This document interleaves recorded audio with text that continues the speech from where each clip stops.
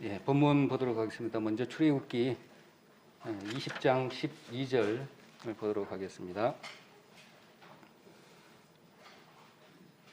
출애굽기 20장 12절과 에베소서 6장 또 두 군데 보도록 하겠습니다. 먼저 출애굽기 20장 12절 다 같이 한번 읽어보도록 할까요? 시작. 내 부모를 공경하라. 그리하면 너의 하나님 여호와가 내게 준 땅에서 내 생명이 길리라. 에베소서 6장 한번 같이 보도록 하겠습니다. 에베소서 6장 1절로 4절까지입니다.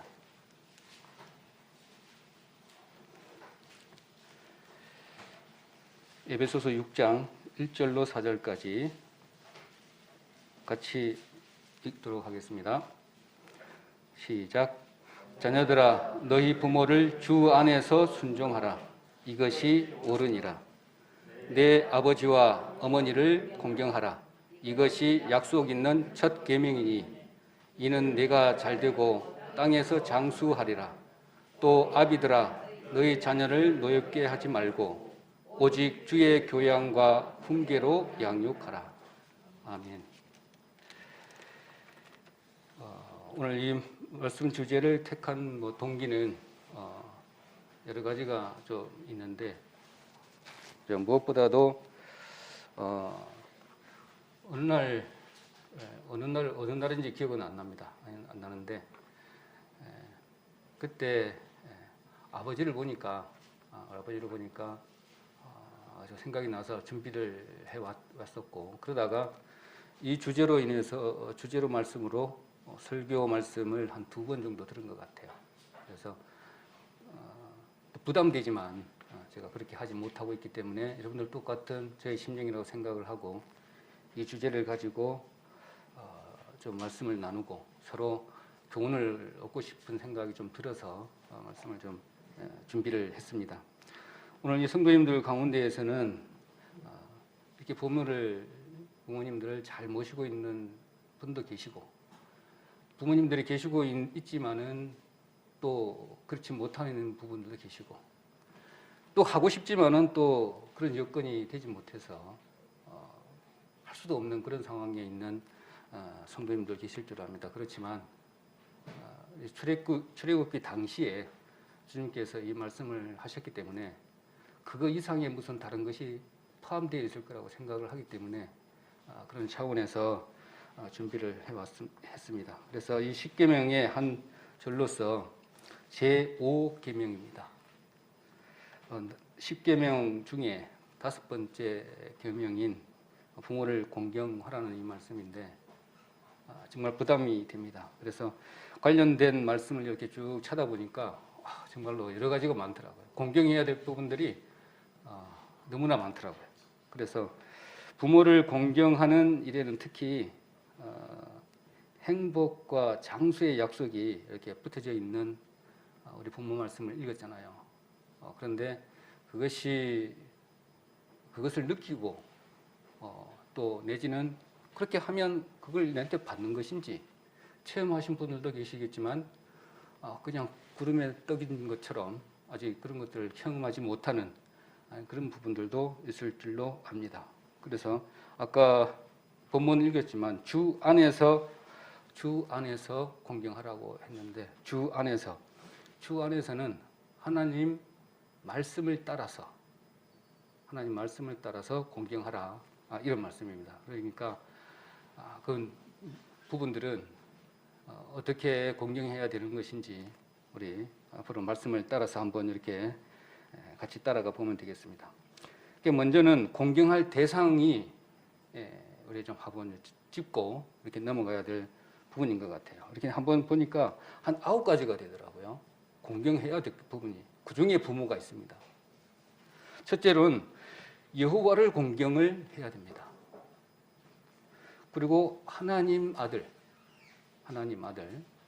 그 다음에 하나님의 성소. 우리 이제 제사 부분에 있어가지고 우리 성막 공부를 많이 했기 때문에 뭘 해야 되는지 그 부분.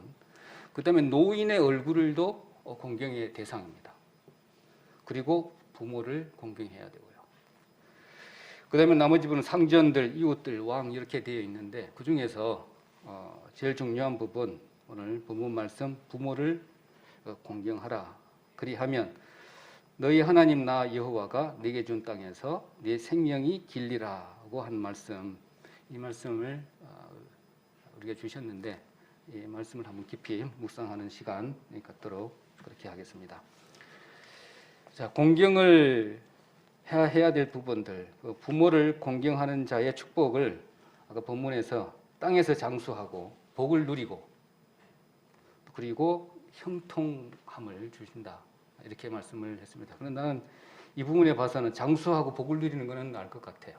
그래서 좀 이해가 잘 되는데 형통함을 주신다 이렇게 했는데 아까 에베소서 6장 2절 3절에 보면 에베소서 6장 2절 3절에 보면 내 아버지와 어머니를 공경하라. 이것이 약속 있는 첫 계명이니 이는 내가 잘되고 땅에서 장수하리라. 이렇게 말씀하고 있는데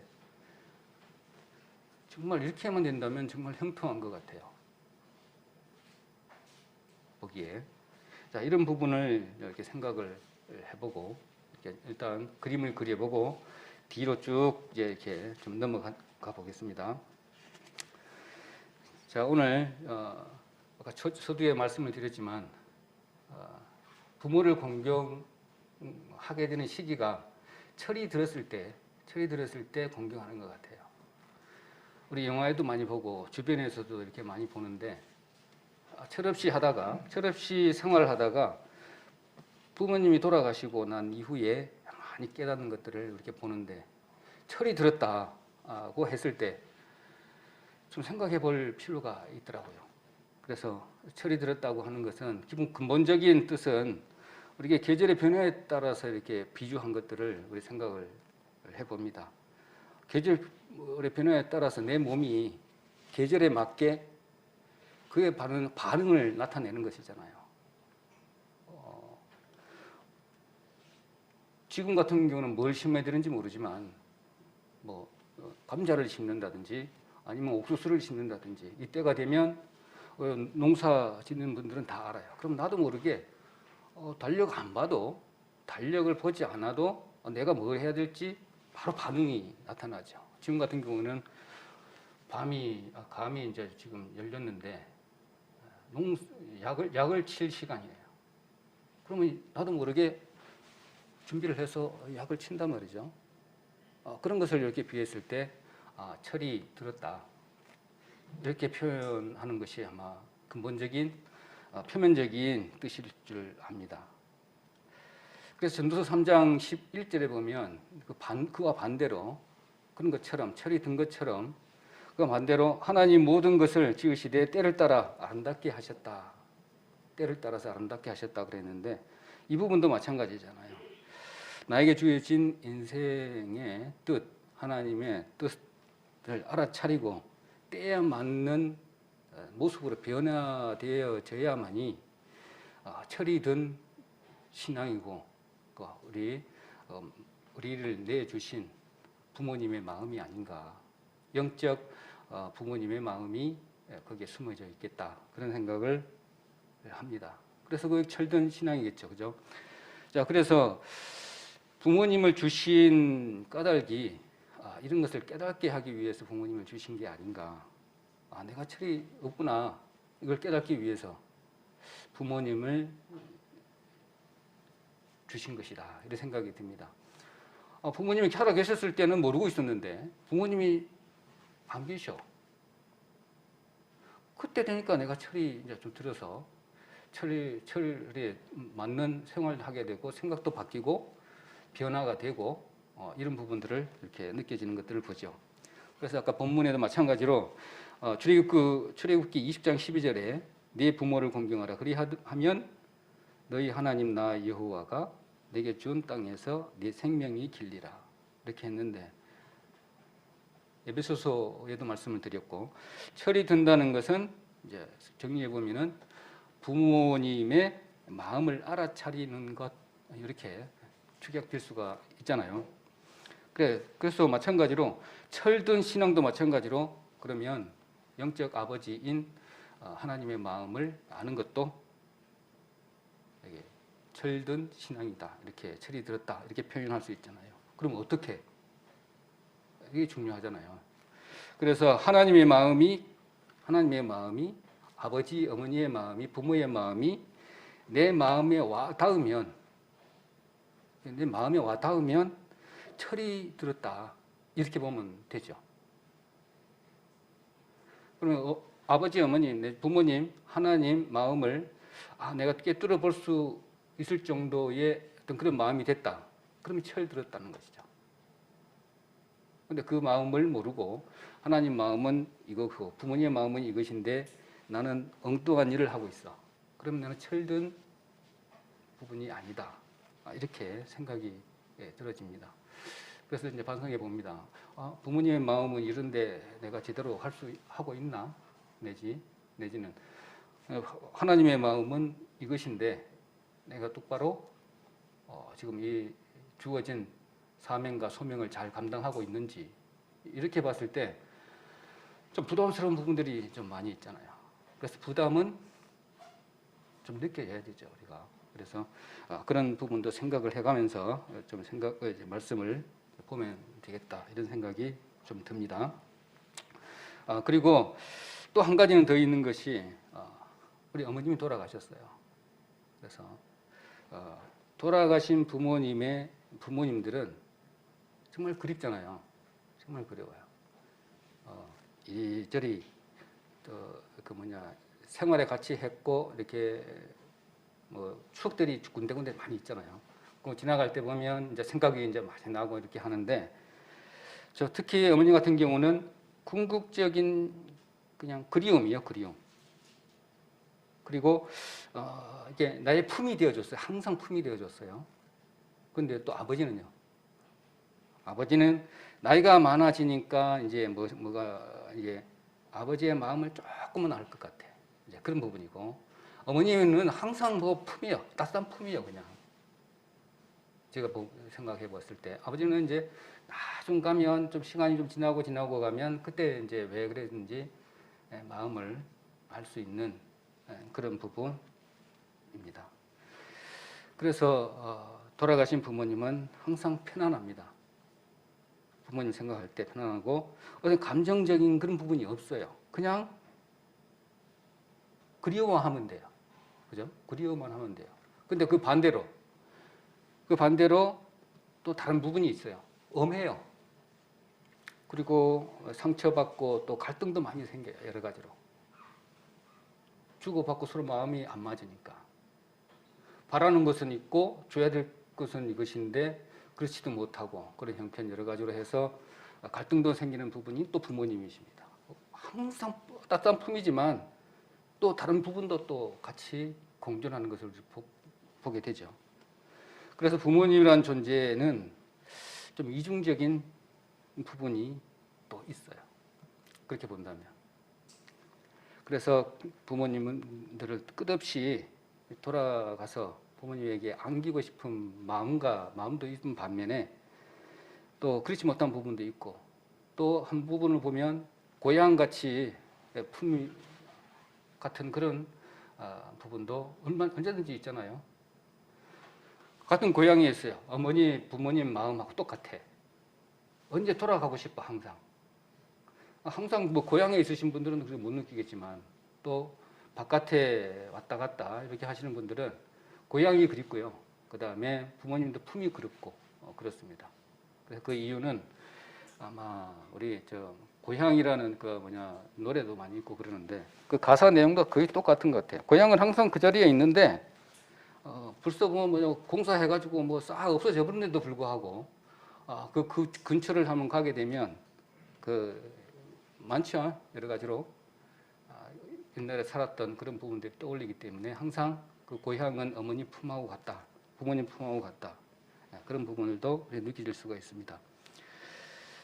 그리고 돌아가고픈 또 미움 감정도 좀 멀어 떨어지고 싶어. 품에 이렇게 구속되지 않고 떠나고 싶은 마음도 같이 있는 것은 그런 이중적인 감정이 우리 부모님이 아닌가 그런 생각이 들어집니다. 항상 두 가지 마음이 있다는 거죠. 그렇게 보면 되겠습니다. 누가복음 15장 한번 보도록 하겠습니다. 이와 관련된 부분 누가복음 15장 볼까요? 11절로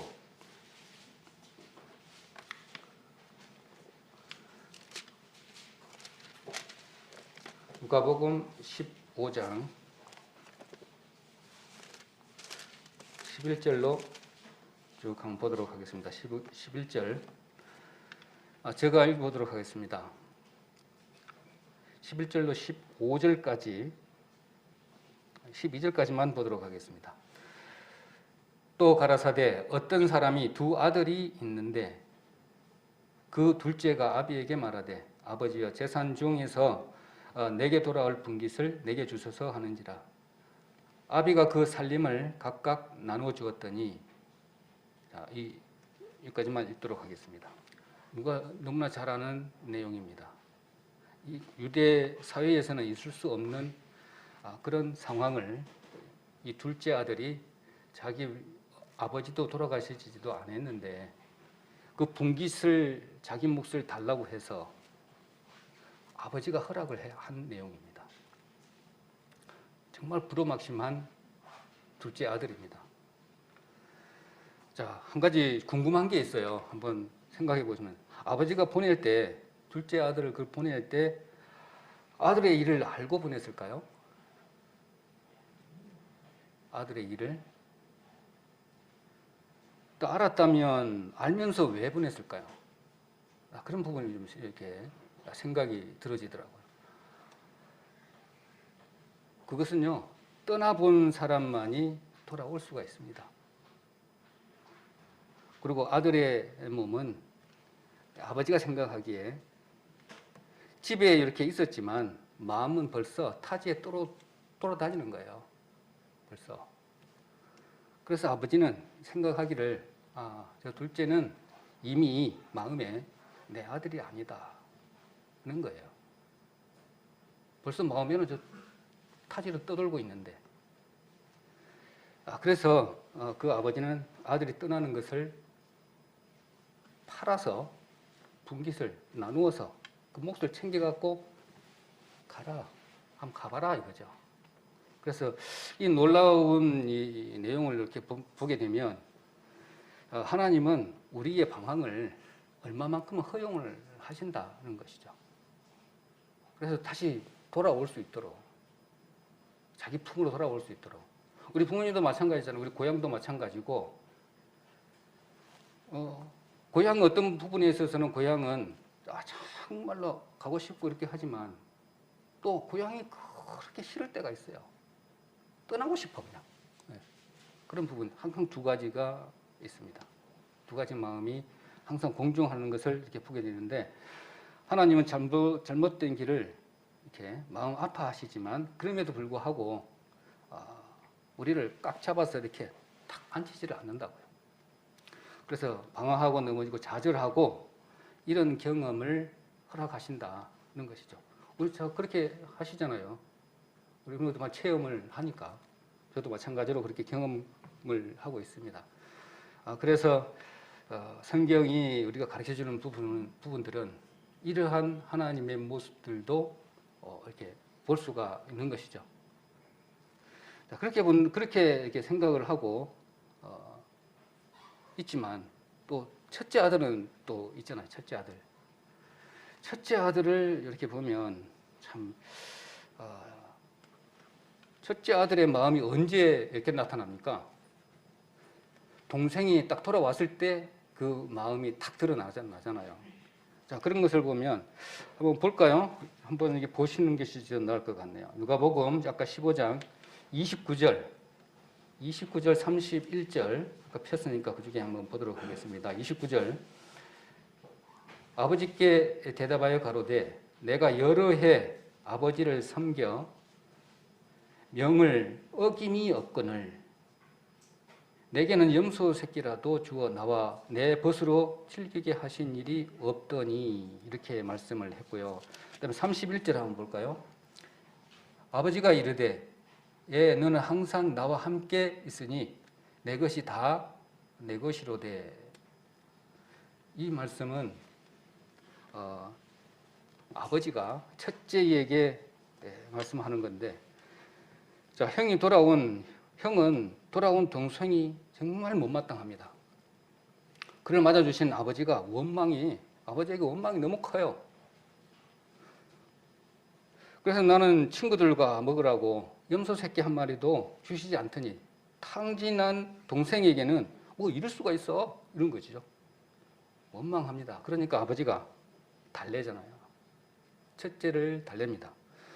아버지 것이 다 내 것이 아니냐. 그러니 자유를 주었는데 너는 내 집에서 노예처럼 살았구나. 그런 내용입니다. 자, 큰아들의 마음은 아버지와 같이 있었지만은 아버지의 마음을 알아차리지 못한 것이죠.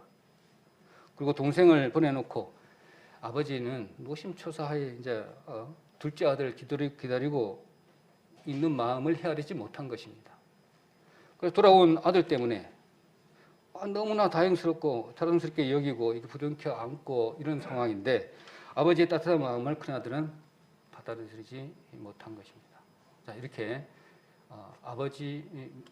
부모님 마음 두고 하나님 마음 두고 이렇게 항상 두 가지의 마음이 왔다 갔다 항상 이렇게 분리되는 것을 보는데 이 부분을 좀 생각을 해봐야 됩니다. 우리는 이 두 비유에 대해서 진짜 탕자가 누구일까? 이거 의미가 없습니다. 이건 나누지 않는 게 좋습니다. 그리고 이 부분에서 두 가지를 보면 하나는 끊임없이 떠나려고 하고 둘째는 한 사람은 머물러 있기를 원하는 것이죠. 머물러 있기를 원해서. 그래서 늘 두 가지 태도가 이렇게 성경에 나타납니다. 그런데 성경은 우리에게 내 부모를 공경하라 이럽니다. 이 시점에서 이런 생각이 듭니다. 우리 매스컴을 통해서 보고 그다음에 신문을 통해서도 보고 하는데 정말 공경할 수 없는 부모님들도 계세요. 어른답지 못한 어른들도 매스컴에 보면 많이 보잖아요. 자식을 죽이는 부모도 있고요. 반대로인 경우도 있고 막 이렇습니다. 그리고 하나님이 우리를 부모를 공경하라는 까닭이 또 여러 있어요. 왜 부모를 공경해야 되는가? 출애굽기 맥락에서 우리가 보면 그 뜻을 정확하게 알 수가 있습니다. 부모를 공경하라, 왜 공경하라 그렇게 십계명에다가 딱 해놨을까? 이런 부분입니다. 십계명의 그 법대로만 딱 한다면 우리 세상이 정말 이렇게 변하지는 않았을 거라고 봅니다. 완벽한 법이잖아요. 십계명이. 자, 그래서 출애굽 맥락에서 이렇게 보면은 노예적인 삶을 살던 그런 상황입니다. 맨날 어린 나이부터 어른까지 벽돌을 굽어야 되고 그런 상황입니다. 항상 노동을 제공을 해야만이 그 목표를 달성해야 되고 그런데 나이 들어가지고 힘도 못 써. 자기 몸도 못 갈아. 그런데 이런 할당은 정해져 있어요. 거기에서 부모를 공경하라. 이렇게 생각을 해보라는 거죠. 자, 노동력 잃어버렸어요. 그러면은 그 사회적인 부분에 있어서 나이 드시고 힘으신 분들은 불필요한 존재가 딱 되어버리는 거예요. 그 상황에서는. 이렇게 취급받던 것이고요. 그래서 출애굽 상황에서의 부모를 공경하라. 이렇게 계명의 삶의 자리가 무엇인지 이렇게 그림을 그려보면 우리가 알 수가 있습니다. 부모를 공경하라 이 말은 여러 가지로 이제 표현을 많이 하고 있지만 결론적으로 이렇게 본다면 사회적으로 아주 힘없고 또 도움이 있어야 살아갈 수 있는 사람들 많고 적고가 필요가 없는 것이죠. 지금 삼성그룹도 마찬가지고 대그룹에 있는 총수들도 동일하잖아요. 불쌍한 사람들이에요. 어떻게 보면 가진 것은 있지만 하나님을 모른다고 한다라면 불쌍한 영혼이에요. 그리고 노동력이 없는 그런 부분도 마찬가지로 이거 마찬가지로 부모를 공경하라 이 안에 포함되는 것이죠. 전부 다. 그리고 뭘 좀 가졌다고 해서 완벽한 걸 가져야 될 챙겨야 될 것을 챙기지 못하고 사는 사람들도 이 불의에 포함되는 것이죠. 그렇게 보면 이게 그 범위가 이렇게 축소되어 있는 게 아니라 엄청나게 넓은 부분이라고. 그래서 9가지에 공경하라 하는 부분이 있는 것도 그런 부분인 것 같습니다.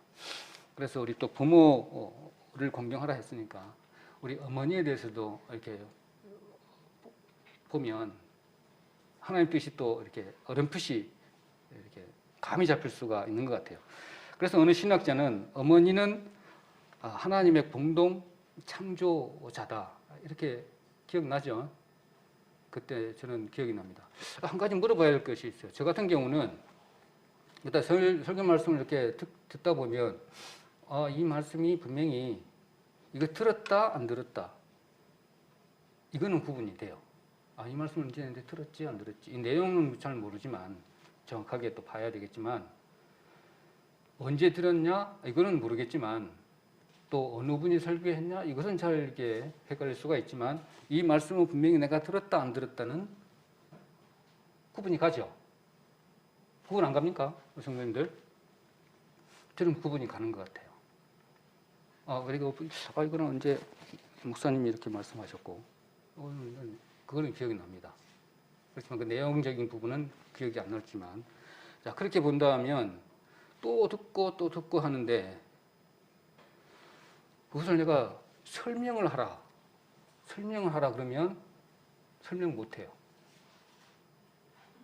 그걸 듣고 내가 이게 맞다 안 맞다 이 구분을 하고 판단을 할 수는 있어.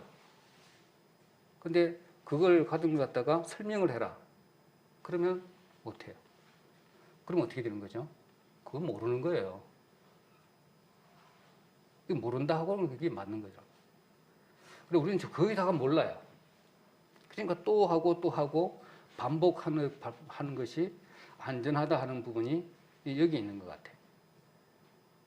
그래서 분명히 한 말씀을 하나 듣고 또 이렇게 묵상하고 또 되새기고 내 공부도 해보고 그리 하면 그것도 실천해보기까지 딱 하면 이게 내 말씀이 들어서 내가 아는 거다 이렇게 되겠죠. 그래서 어느 책자에 보니까 이런 말씀도 있더라고요. 당신이 안다고 할 때는 이렇게 표현하더라고요. 요 성경에 대해서 몰라. 아무것도 모르는 사람을 앉혀놓고 내가 그 내용에 대해서 충분하게 이해시킬 정도의 캐리어가 있어야 된다는 것이죠. 그 수준까지가 네가 안다는 수준이래요. 아무것도 모르는 사람한테, 아는 사람한테는 뭐 몇 마디 해보면 다 알아들어버리잖아요. 그렇지만 모르는 사람한테다가 부모를 공경하라. 내용을 설명을 한다면 어떻게 설명을 할까요? 그러니까 이걸 그렇게 해가지고 상대방이 이해가 됐을 정도의 설명이 돼야만이 내가 그 부분에 대해서 안다라고 하는 부분이 좀 감명 좀 깊어서 한 가지 이렇게 공부하는 것도 어떤 때는 재미가 있지만 어떤 때는 부담이 되고 어떤 때는 또 이렇게 긴장도 되고 그래요. 그래서 오늘 말씀은 여기 주제가 아무나 할 수가 없는 좀 부담스러운 주제인데도 불구하고 이렇게 한 것은 좀 저한테 채찍이 좀 돼야 되겠다 그런 마음도 되고 또 나눠도 되겠다 하는 생각도 또 앞서서 그렇게 준비를 했습니다. 그래서 어머니는 우리 하나님의 공동 창조자다 이 부분을 예전에도 한번 들었습니다. 그래서 그 부분을 어디에다가 비유를 했냐 그러면 어머니의 몸에다가 비유를 했어요. 몸은 정말 신비합니다. 우리 평상시에는 외부의 침입, 코로나19가 들어왔다든지 뭐 감염이 됐다든지 했을 때 오면 바로 반응합니다. 바로 싸우잖아요. 우리 동영상을 하도 많이 봐가지고 잘 압니다. 뭐가 하나 상처가 나면 염증이 생기면 이걸 치유하기 위해서 지시를 하잖아요. 그래서 적혈구 다 와가지고 막 싸우는 증거가 고름이 생긴 증거도 볼 수 있고 열이 나는 것도 볼 수 있지만 그 이외로 어머니 그 몸은 우리 생명이 하나 딱 들어오잖아요. 그것도 똑같이 외부에서 침입한 거예요. 침입했는데 어떻게 반응하냐면 그때는 그렇게 싸우던 몸이 갑자기 보호 모드로 싹 바뀌는 거예요. 그래서 보호 모드로 바뀌어서 보호하고 양육하고 모든 부분을 다 커버를 하는 모드로 바뀐다는 것이죠. 생명의 씨가 하나 딱 들어와요.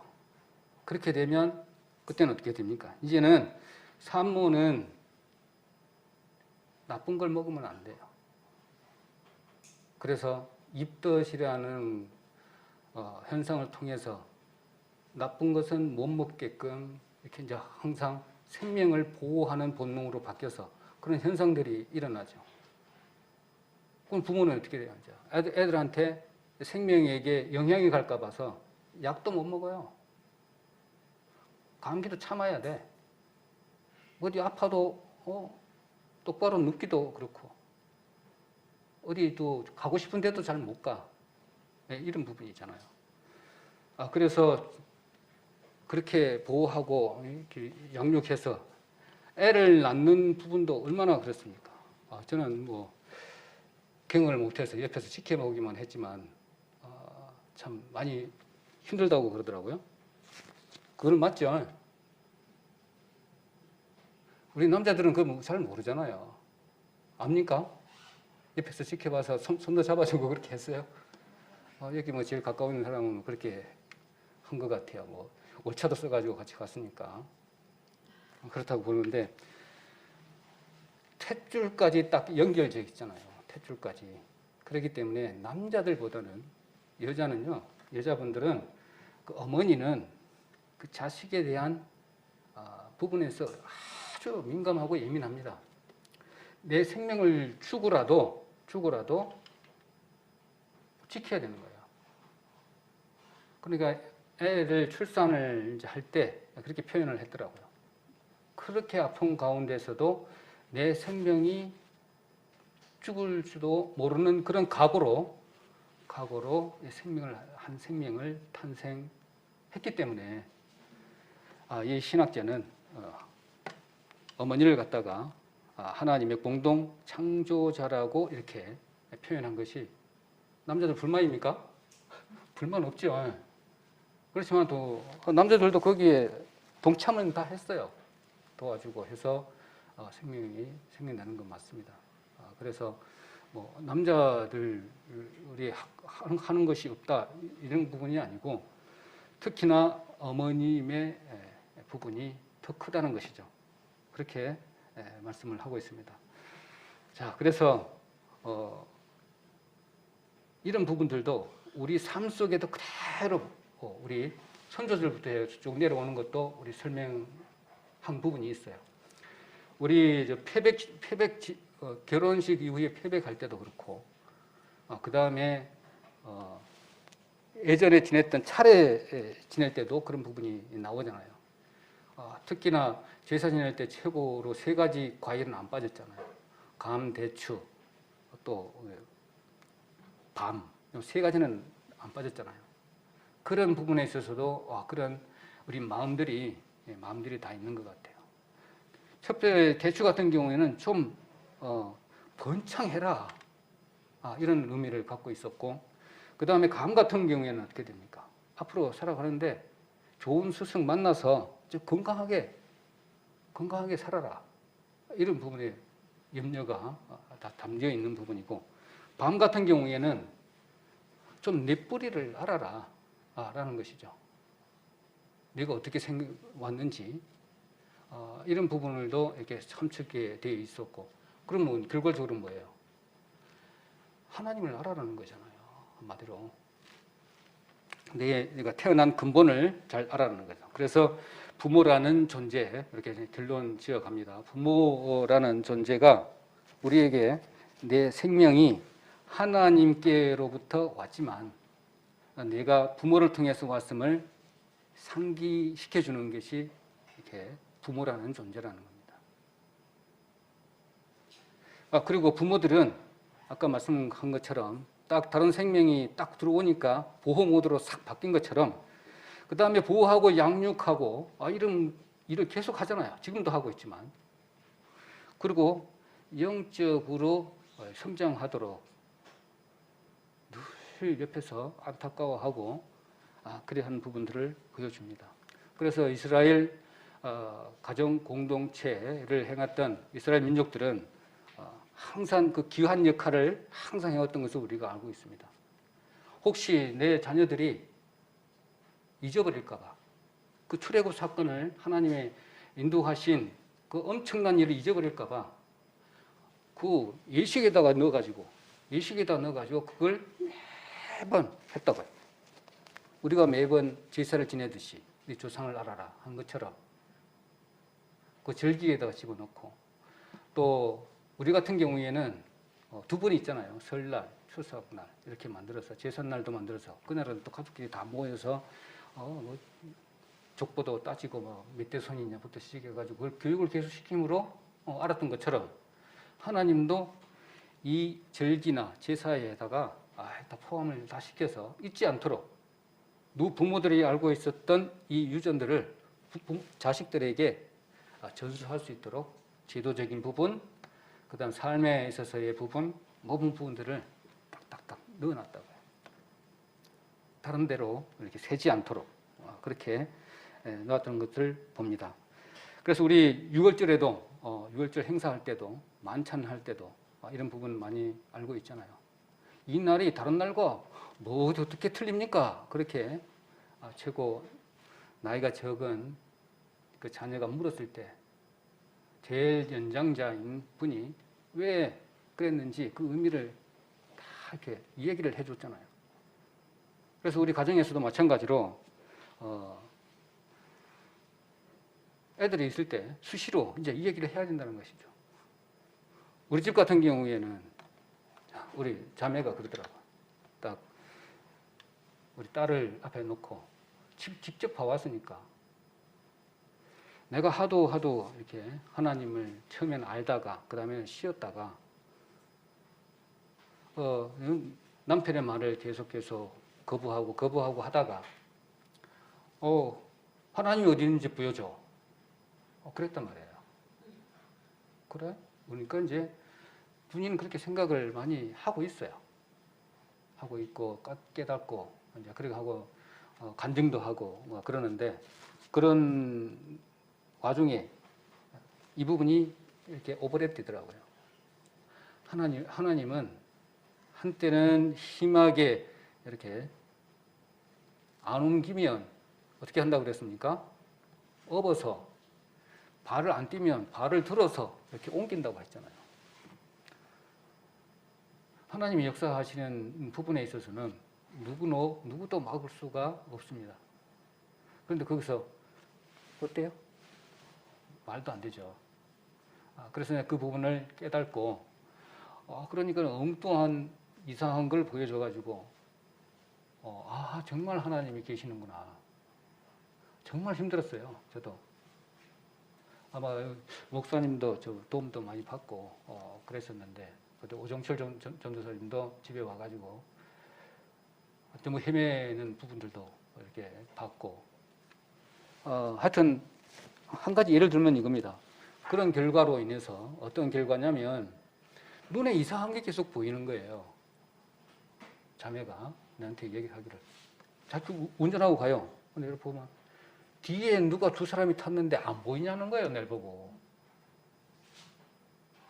아무도 없다. 근데 얘들이 그 얘기를 한대요.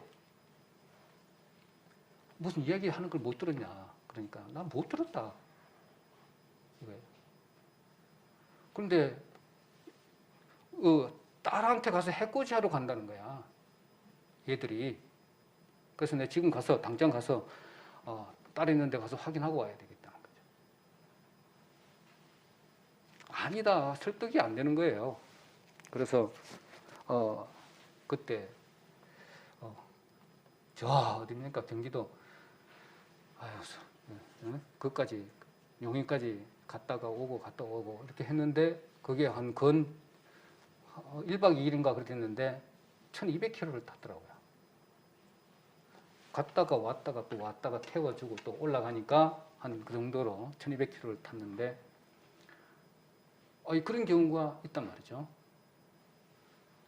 빨리 내가 갖고 있는 부분들을 빨리 내려놓고 하나님을 찾으셔야죠.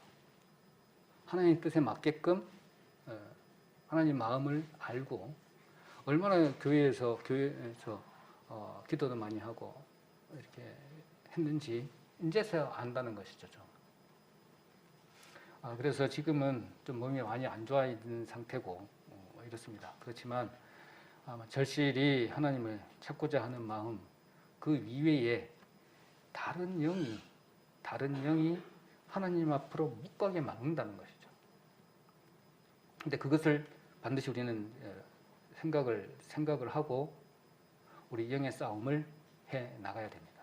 그래서 그렇지 않으면 그동안에 이렇게 울타리가 제대로 쳐져 있는 성도님들은 그래도 좀 안전하지만 엉성한 울타리가 쳐져 있는 그런 성도님들은 좀 신앙심이 좀 낮고 얼마든지 틈취할 수 있는 이렇게 흩어져 있는 양이라면 얼마든지 그것을 이렇게 공격받을 수 있는 그런 부분이잖아요. 그래서 그런 부분을 항상 염두에 두고 그렇게 했습니다. 그래서 이 가정 공동체인 이스라엘 민족들은 가정에서 부모들이 귀한 역할을 이렇게 한 것입니다. 가정 공동체를 이루어가면서 그래서 그 가정 공동체에 부모의 그 신앙을 그대로 전수를 받았죠. 그러니까 수시로 이 얘기를 한 겁니다. 하나님은 이렇게 나를 구원해 주셨어. 이런 어려움이 있을 때는 이렇게 했어. 우리 집 같은 경우에는 내가 하나님을 안 믿으니까는 사단의 영에 그 외부의 영에 이끌려서 헤매고 달렸던 부분을 얘기해도 다 알아요 이제. 그래서 하나님이 되돌려서 이렇게 하나님을 알 수 있게끔 해줬다. 이런 부분 이렇게 계속 얘기해주면 그것들이 정확하게 인지를 하겠죠. 하나님은 어떤 분이시다 하는 것도 알게 되고 어떤 방법으로 우리에게 가까이 오셨는지 이런 부분. 그래서 실제적인 예는 우리가 잘 알고 계시는 모세에게 이렇게 보면 우리가 잘 알고 있는 부분입니다. 호렙산에서 모세에게 나타난 하나님을 이렇게 물어봤을 때 나는 나다 이렇게 얘기를 하는데 어떻게 이스라엘 민족들이 그걸 알 수 있겠어요? 그 당시에는 이제 그 가정 공동체에 있기 때문에 그동안에 아브람, 이삭, 야곱들이 얼마나 가정에다가 얘기를 많이 했겠습니까? 나는 나다 해가지고는 이걸 알 수가 없어요, 하나님을. 그렇지만 아까 부모님들이 가정에서 이렇게 전수해주는 그런 이야기를 들어왔기 때문에 아브라함 얘기 너무나 잘 알아. 이삭의 얘기도 너무나 잘 알아. 야곱의 얘기도 너무나 잘 알다 보니까 아브라함 하나님, 이삭의 하나님, 야곱의 하나님 이렇게 이야기를 하면 너무나 잘 아는 것이죠. 그러면은 하나님의 존재가 그림이 바로 싹 그려지는 것이죠. 나는 나다. 이렇게 이야기를 대버리면 안 되겠죠. 자, 그런 식으로 하나님을 이렇게 전수하는 방법이 이런 가운데에 옆에 하나 외부 가족이 아니면 이웃이 이렇게 되면 그것이 그대로 전수가 되겠죠. 이제 이렇게 그 신앙 공동체가 가정에서 이루어졌지만 옆으로 이렇게 전달해져 가는 그런 부분을 볼 수가 있습니다. 그래서 부모의 부분에서 두 번째로는 복의 통로라는 것이죠. 복의 통로. 자, 복의 통로에서는 우리 에서와 야곱에 관련된 부분은 이렇게 한번 생각해 보면 좋을 것 같습니다. 뭐냐면 여기서도 어머니의 마음이 또 여기에 숨겨져 있습니다. 뭐냐면 성경에서 에서는 장자입니다. 특권 소유의 존재죠. 장남이기 때문에. 야곱은 차남이에요. 특권이 별로 없어요. 또 하나님이 야곱을 택하셨지만은 특권이 별로 없어요. 어떻게 보면. 왜냐 그러면 성경에 있다 보면 남자인 경우에 누가 마음에 더 갑니까?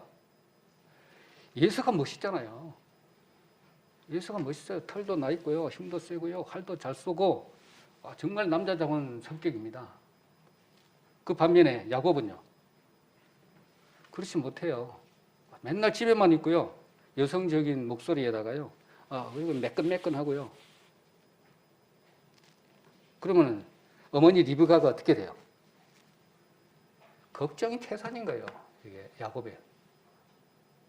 그런데 예수 같은 경우는 털사람하고 사냥도 잘하고 목소리도 남성답고 아주 멋진 남자예요.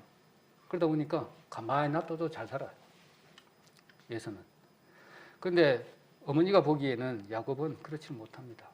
그런데 이제 신랑이 이제 나이 많아 이제 죽으려고 하는데 이제 축복해 준대요. 축복까지 예수한테 가버리면 어떻게 돼요? 이제 야곱은 이제 살아갈 수가 없는 것이죠. 그러니까 야곱을 위해서 어머니 리브가가 이제 특단의 조치를 내리는 것이, 우리는 내용 잘 알고 계시잖아요. 아들아, 저주는 이 어미가 받으마. 그래서 그 축복을 야곱에게 줄 수 있도록 유도하는 하나님의 계획에 있지만 이 부분을 우리가 간과해서는 안 된다는 것이죠. 이 부분하고 하나님 마음하고 우리를 죽었던 생명을 구원하신 내용하고 너무너무나 비슷하지 않습니까?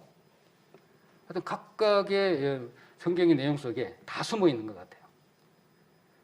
자, 야곱은 아버지의 축복조차 받지 않게 되면 어떻게 살지 리브가는 모르는 거예요. 그래서 어머니가 아까 했던 것처럼 아들아, 저주는 이 어미가 받으마. 이게 정말로 놀라운 사랑입니다. 그러므로 부모님은 두 번째로 축복의 통로입니다. 축복의 통로입니다. 자, 그것을 잘 말씀해 주시는 내용을 한번 성경 한번 보도록 하겠습니다. 스가랴 12장입니다. 스가랴 12장 한번 보도록 하겠습니다. 제일 마지막 부분이죠. 구약 스가랴 12장 1323페이지로 되어 있는데, 구약 1323페이지 스가랴서 12장 10절 10절 보겠습니다. 10절 같이 읽도록 하겠습니다. 내가 다윗의 집과 예루살렘 거민에게 은총과 강구하는 심령을 부어주리니 그들이 그 찌린 바 그를 바라보고 그를 위하여 애통하기를, 독자를 위하여 애통하듯 하며 그를 위하여 통곡하기를 장자를 위하여 통곡하듯 하리로다. 11절도 같이 볼까요? 그 날에 예루살렘에 큰 애통이 있으리니 무기또 골짜기 하다드림몬에 있던 애통과 같을 것이라. 이 말씀은 예루살렘의 구원에 관련 말씀이기도 한데 좀 말씀이 조금 이해하기가 조금 힘들잖아요. 그래서 그대로 눈으로 읽어두시고, 제가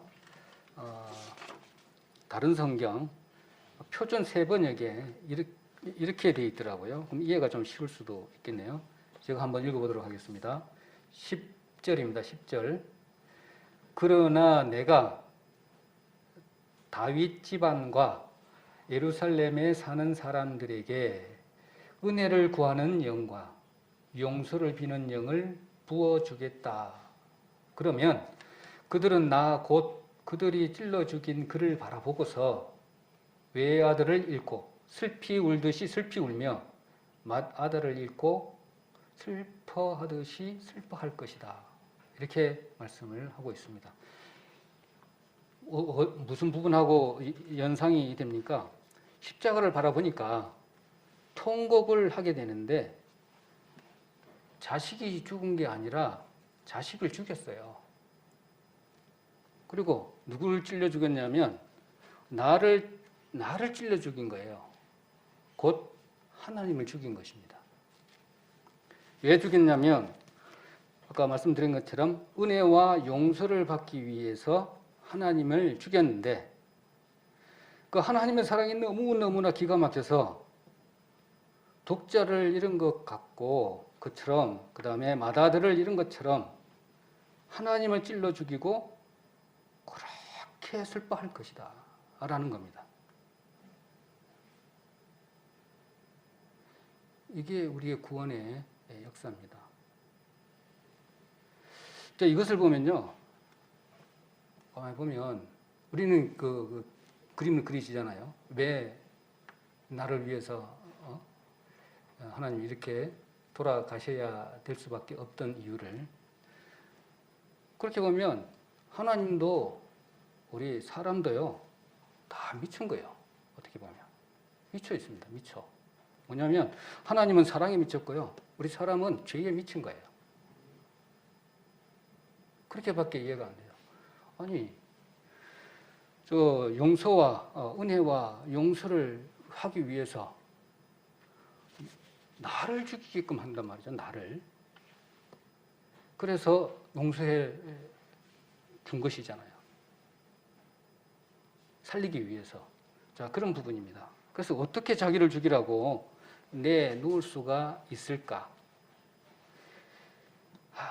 이건 참 이게 미치지 않으면 할 수 없는 그런 일입니다. 하나님은요, 우리를 살리기 위해서 이렇게까지 해주신 거라고요. 그 예루살렘의 구원의 모습을 이렇게 예언의 말씀인데, 이렇게 해주시겠다는 것입니다. 그런데 이게 거꾸로 말하면 구원받은 사람이 그걸 보고, 어미, 내 아들이 죽었고 내 맏아들이 죽은 것처럼 슬피 운다는 것이죠.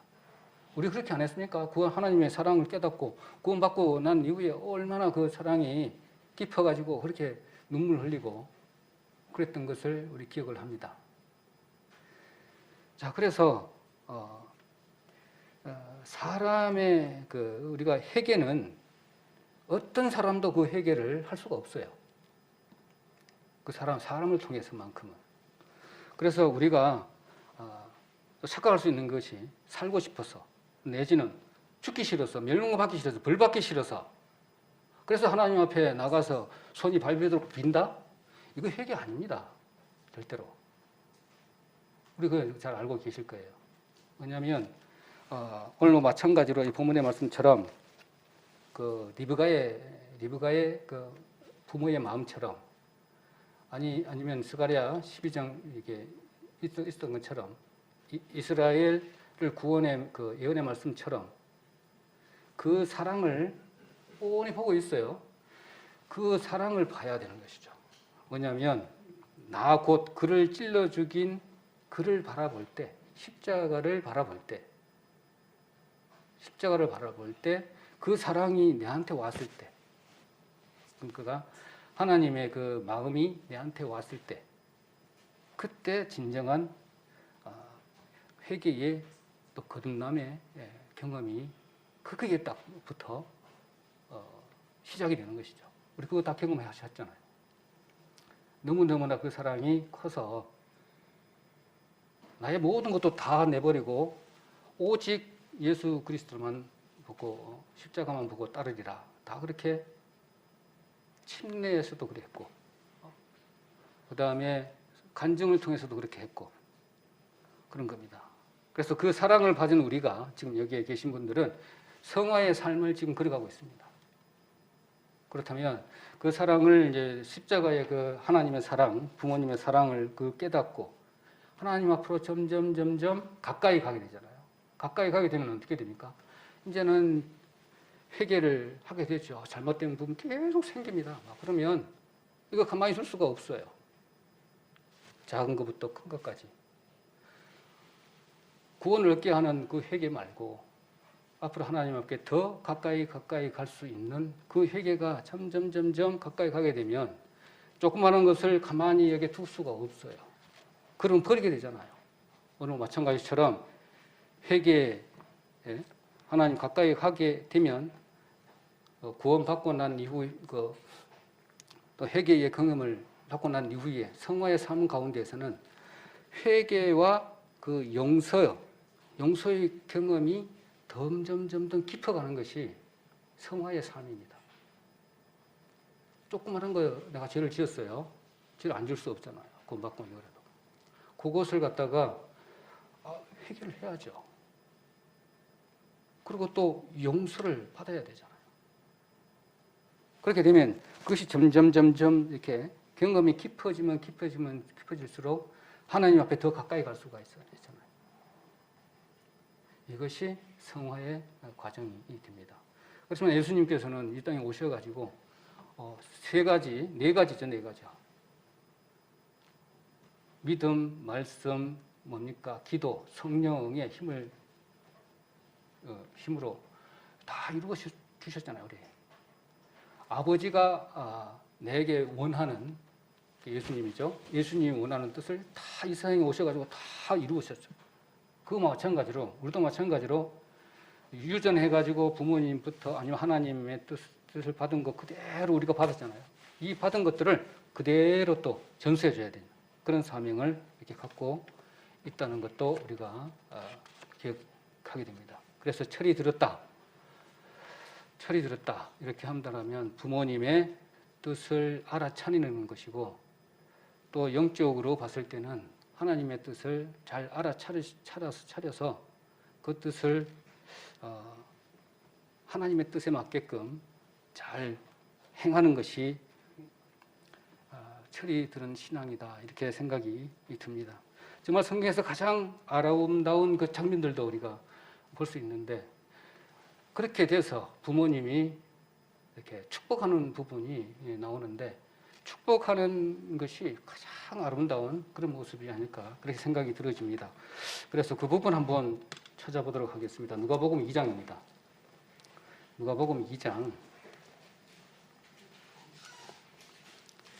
누가복음 2장 29절 누가복음 2장 29절로 짧으니까 아기 예수님의 정결 이 예식에서 행한 축복의 기도 내용입니다. 29절 같이 한번 읽어볼까요? 시작. 주제여 이제는 말씀하신 대로 종을 편안히 놓아 주시는도다. 내 눈이 주의 구원을 보았사오니 이는 만민 앞에 예비하신 것이요 이방을 비추시는 빛이요 주의 백성 이스라엘의 영광이다 하니 이렇게 축복의 말씀을 했는데 가장 아름다운 나이든 모습이기도 합니다. 시몬이죠. 시몬. 얼마나 성전에서 아기 예수를 얼마나 기다렸습니까? 또 밤낮을 이렇게 그대로 기도한 여인도 우리 기억나는 부분도 있습니다. 그래서 이 축복을 해주는 것이 얼마나 좋은가 이런 생각이 듭니다. 애들에게도 항상 축복의 말을 계속 전해줘야 되고 좀 우리 말할 때 잘못했다 하더라도 애들이 잘못했다 하더라도 축복의 말을 정말 많이 해줘야 되겠다 그런 생각도 많이 해봅니다. 그래서 부모는 이렇게 움직일 수 있는 어떤 생산적인 그런 부분을 상실했더라도 이 나이 많은 부모잖아요. 그에도 불구하고 끝없이 축복하는 분이다. 우리 부모님들은 나이가 많이 들으셔도 힘이 없어도 그런 능력도 없어요. 그런데도 자식을 위해서 모든 걸 아낌없이 주시려고 하는 부분. 노력이 없으니까 축복이라도 해야죠. 말이라도 이렇게 할 수 있는 그런 부분을 보게 됩니다. 자, 아들아 저주는 이 어미가 받으마. 정말로 찡합니다. 정말로. 자, 이런 부분 부모를 공경하는 것은 정말로 하나님의 사람됨을 위해 너무나 중요한 요소인 것 같습니다. 다시 한 번 더 다시 한번 생각을 좀 해보고 또 반성도 좀 해보고 그런 계기를 갖습니다. 자, 부모님 그 얘기를 이제 했는데 거기에서 중요한 부분 좀 마무리 좀 하도록 하겠습니다. 예수님께서 우리에게 굉장히 중요한 말씀을 좀 하셨잖아요. 이 관련해서 누가복음 아까 15장인데 15장 그대로 두시고 앞으로 좀 넘겨서 15장 4절을 한번 보도록 하겠습니다. 4절. 누가복음 15장 4절입니다. 어디 있어? 누가복음 15장 4절. 이런 양의 비유입니다. 너희 중에서 어느 사람이 양 100마리가 있는데 그 중에 하나를 잃으면 99마리를 들에 두고 그 잃은 것을 찾도록 찾아다니지 아니하느냐. 이렇게 말씀을 한 내용 잘 알고 있는 말씀인데 우리는 여러 가지로 생각을 많이 해봤습니다. 저 같은 경우에 처음에는 왜 이스라엘은 이렇게 계산적으로 봐서도 한 마리보다는 99마리가 더 중요하잖아요. 거기 하고 나가면 다 잘못하면 그냥 미끄러서 죽고 동굴에 빠져서 죽고 계산이 안 맞는 것이죠. 99마리를 잘 지켜야죠. 그런데 한 마리가 또 도망갔다고? 이게 앞뒤가 안 맞는 이야기입니다. 그래서 한 마리의 중요성을 강조를 하는 부분인데 그 이상의 부분이죠. 그래서 우리 사회에 어떤 것 이와 비슷한 것들이 너무나 많죠. 우리 힘없고 능력 없으면 다 내팽개 쳐버립니다. 처음에도 말씀드렸지만 힘없고 그 다음에 능력 없고 가진 것도 없고 어떻게 할 수 없는 참 비참한 상황에 있는 사람들은 소외됩니다. 그래서 십계명을 주실 때 정말 완벽한 제사장 나라, 완벽한 하나님의 나라를 이루기 위해서는 이 십계명만 잘 지킨다면 정말 완벽한 나라 중에 5계명인 부모를 공경하라. 이 부분에 사회적인 문제가 그대로 녹아들어 있는 부분을 이렇게 볼 수가 있는데 하나를 소중히 여기는 사회가 좋은 사회라는 것을 십계명 법에 이렇게 탁 이렇게 넣는 것을 보게 되는데 왜 그러니 부모를 공경하라고 한 건 부분인지 우리는 잘 알고 있잖아요. 쓸모없다고 소외되고 있는 모든 사람을 바로 그들이 공경의 대상인 것을 알려주시기 위한 것이라는 것이죠. 그래서 하나님의 복이 우리에게 유입된다. 부모를 공경하라. 그리하면 내가 땅에서 어떻게 하면 장수한다. 그럼 장수하는 것이 내 혼자만 장수하면 되는 겁니까? 그런 게 아니잖아요. 그래서 소외되고 힘없고 이런 사회 구성원들을 전부 찾아봐서 영적으로 피폐해져 있으면 영적인 피폐해 있는 사람을 찾아서 그 다음에 물질적인 부분에 있어서는 물질적인 부분에 있어서 부족한 부분을 찾아서 사도행전에 나와 있던 것처럼 초대교회 때 그 행했던 성령의 받은 사람들의 모습을 본받는다면 정말 통용을 하고 이런 마음으로 그게 완벽한 제사장 나라고 하나님이 원하시는 하나님 나라의 모습이 아닌가 그런 생각을 하게 됩니다. 자, 그리고 하나님 나라, 그렇다면 하나님 백성,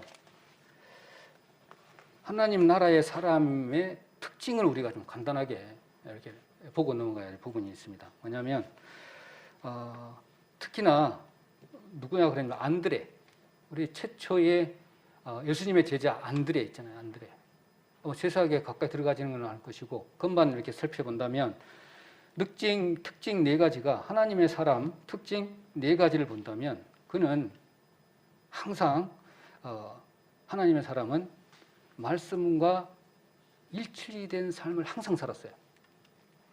그런 걸 우리가 볼 수가 있습니다. 그 증거는 어떻게 보면 아냐 그러면 가족이 그 증거입니다. 저 사람 말씀과 행동이 일치가 사는지 물어보면 나 같은 경우는 우리 자매한테 물어보면 돼요. 우리 애들한테 물어보면 돼요. 그렇죠? 그리고 두 번째로는 우리 하나님의 사람들은 서운한 거 있잖아요. 서운한 거. 미운 거. 이걸 극복해야 되는 거죠. 안드레가 그랬어요. 최초의 하나님의 그런 제자인데 모든 좋은 거는 다 밑에서 다 가져가. 우리가 잘 알고 있는 부분입니다. 그리고 세 번째로는 영혼 구원을 위해서 편견과 고정관념을 극복한 사람. 저 사람은 내가 해서는 안 돼. 저 사람은 뭐 지위가 높으니까 내가 접근할 수 없어. 이런 부분. 내 생각 안에 가득 차 있습니다. 내만 사랑하는 것이죠. 자기만 사랑하는 부분. 그걸 극복한 사람입니다. 그리고 손해보는 것을 싫어해요. 손해봐야죠. 이런 부분. 마지막으로 특징 4가지 중에 4번째는 하나님을 신뢰하는 것인데 한 번 갔다고 해서 포기하지 않는 것. 이게 특징이랍니다. 정말 하나님과 말씀에 일치하고요. 서운한 거, 미워하는 거 극복해야 되죠. 그 다음에 고정관념, 이거 좀 편견 같은 건 좀 버리고 오로지 하나님께 의지하는데 또 안 들어지면 바로 그냥 또 쓰러지잖아요. 이거 정말로 포기하지 않는 거 이거랍니다. 정말 마음에 맞는 것 같아요. 전도 집회를 앞두고 여러 가지 부담감도 있겠지만 포기하지 않고 또 아까 하나님 마음처럼 우리 부모님 마음처럼 이렇게 우리가 말씀을 이렇게 전수해야 되는 그런 사명도 있기 때문에 이런 부분들은 꼭 챙겨야 되는 부분이다. 그런 생각이 들어집니다. 자, 마지막으로 그렇다면 이런 걸 잘 했다면 부모님께 우리 효자가 되는데 그러면 세상에 가장 부르자는 뭐가 됩니까? 부르자다 그러면 참 정신이 부모보다 작은 사람. 똑같이 어떻게 출발했는지 모르지만은 그러니까는 부모님보다 아들이 신앙심이 더 높아야 되고 더 많이 성장해 있어야 되고 부모보다 더 높게 돼 있어야 되겠죠. 뭐든지. 그렇지 않으면 불효자라는 것이죠. 그러면 부모보다 영혼이 작게 되는 그런 것이 제일 큰 불효다. 이것입니다. 부모님들의 보람은 그것이죠. 자식이 잘 되는 거잖아요. 자식만 잘 되면 내 목숨이라도 다 내놔도 이런 것 같아요. 아무것도 없어. 그렇지만은 다 배울 거 배우고 다 해주려고 해. 모든 것들을. 이런 걸 보면 그 마음을 알고 어느 정도는 알 수 있을 것 같지 않은가 그 생각이 듭니다. 내 부모보다 정말로 못난 사람이 돼서는 안 된다는 것이죠. 어떻게 영적인 삶 그게 우리에게는 제일 큰 거잖아요. 그래서 부모를 공경한다, 봉양하는 거, 그 다음에 잘 받들어 모시는 것 그것도 중요합니다. 그것 플러스 오늘과 같은 부모보다는 더 큰 존재가 되는 것이 중요하다 이런 생각이 들어집니다. 자 그리고 그렇다면 우리 예수님은 효자 중에 효자잖아요. 안 그렇습니까? 예수님이 효자 중에 효자입니다.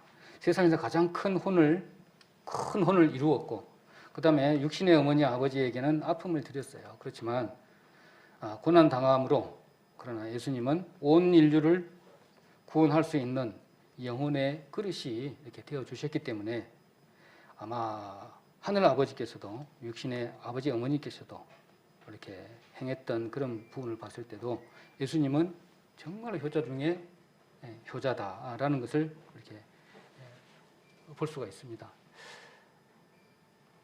어제 저 예전에 한번 말씀드렸던 부분입니다. 내 후배가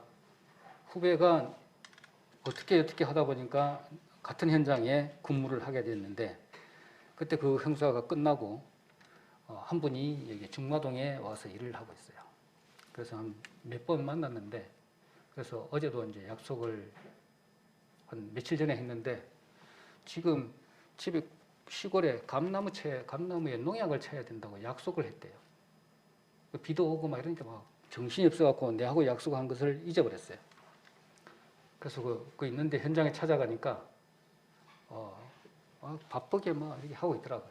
그 전화가 온지도 모르고 전화는 저 밑에 던져놔버리고 혼자서 일을 하고 있더라고. 그래서 이제 가서 살짝 보니까 저 사람인 것 같아. 그래서 계속 지켜보고 있었어요. 그러면 돌아보더만은 뒤가 좀 허전했는가 봐. 그래 찾아보고 한참을 보고 있더라고.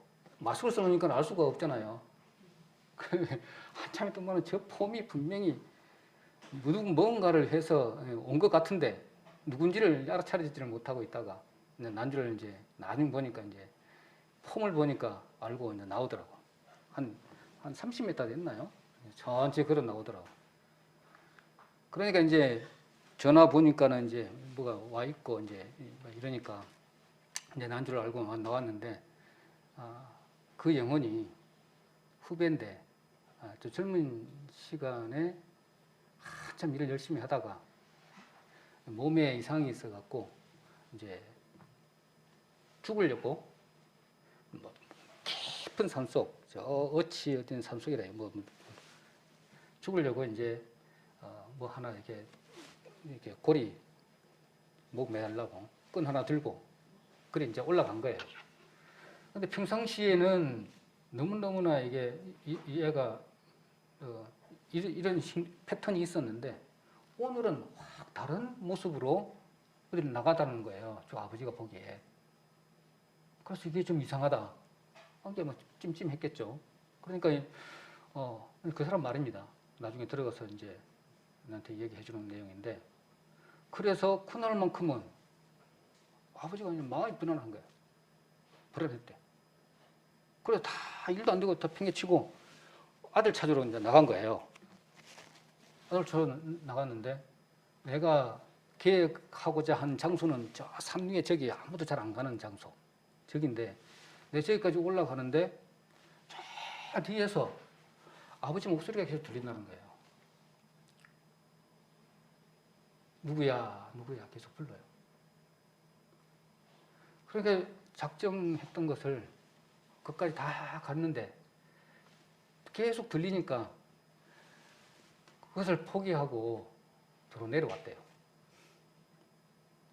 그러고 나서 너 어디 갔냐 그러니까는 이리저리 했다고 변명하고 나중에는 이제 얘기를 하고 이렇게 했는데 다시 마음을 고쳐먹고 이제 일을 시작한 게 조선소에서 이제 일을 시작을 했더라고요.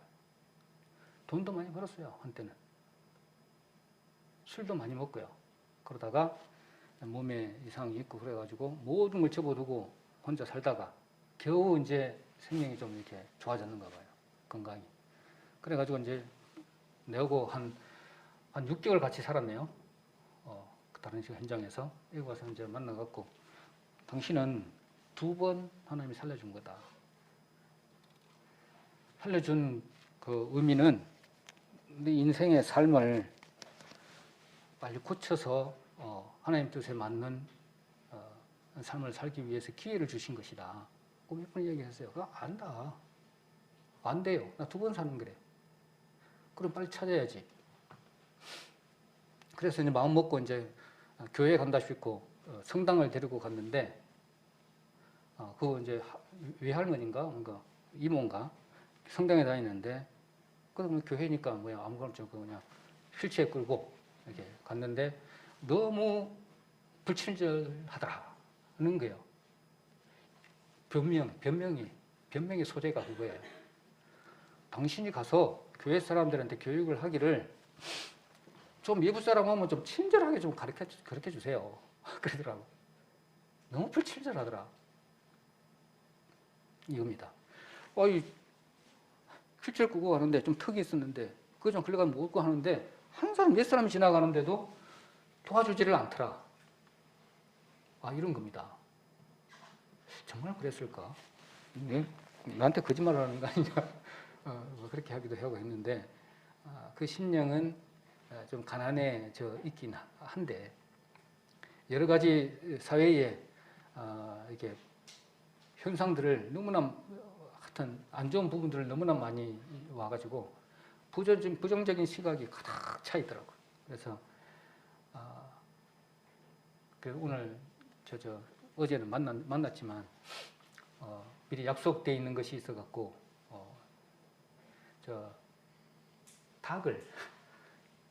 닭고기를 먹자고 약속을 해놨는데 그것이 약속은 이루어지지 못하고 그 전에는 한번 만나서 얘기를 했지만 점점 이렇게 만나야 되겠더라고요. 코로나 이것 때문에 만나야 뭔가 얘기되어지는데 만나지를 못하니까 이렇게 문제가 되어 있는데 또 다른 방법도 있을 것 같다 그런 생각도 또 해보는데 아무튼 뭐 좀 지나가더라도 아니면은 만나는 것보다도 이렇게 어디 산책을 한다든지 뭐 이런 식으로라도 이렇게 해서 사람을 만나야 되겠다 이런 생각도 한번 가져보고요. 가까이 있는 사람은 제일 좋겠죠. 그렇지만 멀리 떨어져 있고 그 다음에 마음밭을 갈고 있는 그런 부분이라 그러면 좀 방법을 좀 생각을 해야 되겠다 그런 생각도 가져보는데 아무튼 이렇게 여기에 가까이 온 것도 하나님의 인도하심이 아닌가 그런 생각도 들어집니다. 그리고 우리 딸이 지금 이제 방학이라서 지금 와 있습니다. 그래서 전번에도 한번 전체 들었는데 하나님의 어떤 부분을 이제 엄마를 통해서 알지만 그 아까 말씀드렸던 것처럼 스가랴 12장 11절에도 얘기를 그 말씀에도 기록된 것처럼 하나님의 그 사랑을 체험하지를 못하니까 내 것이 아닌 겁니다. 그리고 이제 지금도 마찬가지로 성화의 삶이 없다고 보니까 이렇게 쭉 쳐져 있어요. 죄를 버리지 못하니까 죄의 종이 돼서 이렇게 나를 억누르고 있다 보니까 그 하나님의 참사랑, 부모님의 참사랑을 느끼지 못하니까 그걸 이겨내지 못하니까 스스로 이렇게 자충수를 두게 되고 이러다 보니까 힘이 없는 우리 삶이 되겠다. 그래서 부모를 공경하라는 그런 부분이 왜 이렇게 하면 다시 상기해 봄으로 우리 맨 처음 구원받았을 때의 하나님의 그 지극한 그 사랑을 다시 한번 회복해 보는 것도 이 기회가 되지 않을까 그런 생각을 해봤습니다.